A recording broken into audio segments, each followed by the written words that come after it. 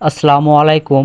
বর্ষাকালে গরুর গোয়াল ঘরে পানি জমে গেলে গরুর পায়ে পচন ধরতে পারে। অনেক সময় গরু পা তুলতে চায় না বা জায়গায় জায়গায় ফুলে যায়। এ অবস্থায় গোয়াল ঘরে মাটি শুকনো রাখতে খড় বা বালি বিছিয়ে দেওয়া ভালো। গরুর পা প্রতিদিন পটাশিয়াম পারম্যাঙ্গানেট মিশানো পানিতে ধুলে সংক্রমণ কমে।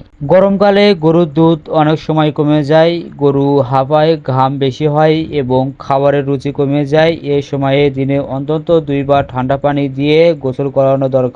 দুপুরে প্রচন্ড রোদ থেকে গরুকে দূরে রাখা ভালো। কিছু গরুর শরীরে ব্লাড ইনফেকশন দেখা যাচ্ছে, মুখ, চোখ ও শরীর ফুলে ওঠে, গরু দাঁড়াতে চায় না এবং পানি কম খায়। এমন পরিস্থিতিতে পশু চিকিৎসকের পরামর্শে ইনজেকশন দেওয়া প্রয়োজন হয়। প্রাথমিকভাবে পানি বেশি খাওয়ানো এবং ঠান্ডা পরিবেশে রাখা দরকার। অনেক খামারি অভিযোগ গরু মোটা হচ্ছে না, খাওয়ানোর পরও শরীর বড় হয় না। অনেক সময় খাবারের ফাইবার বা হজমযোগ্য উপাদান কম থাকে। প্রতিদিন নির্দিষ্ট পরিমাণ খড়, ভুসি এবং রেশন প্রোবায়োটিক গুঁড়া মেশালে গরুর হজম শক্তি বাড়ে এবং গরু সুস্থভাবে বড় হয়। গরুর দুধ বাড়তে কিছু খাবারের প্রয়োজন হতে পারে, যেমন সরিষার খোল, ভিজানো ছোলা, সামান্য পরিমাণ মোলাসেস। এসব গরুর দুধ উৎপাদনে সাহায্য করে। এতে কোনো ক্ষতি নেই, বরং প্রাকৃতিক উপায়ে উপকার পাওয়া যায়। আপনারা যারা নতুন উদ্যোক্তা হতে চান এবং নতুন করে গরু লালন পালন শুরু করতে চান, অবশ্যই আপনারা এই ভিডিও যে কথাগুলো বললাম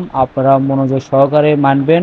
আশা করি আল্লাহর রহমতে ভালো ফলাফল পাবেন। আজকে এই ছিল ভিডিও। পরবর্তী ভিডিও দেখার জন্য আপনারা আমার সাথে থাকবেন। ততক্ষণে ভালো থাকবেন, সুস্থ থাকবেন। আল্লাহ হাফেজ।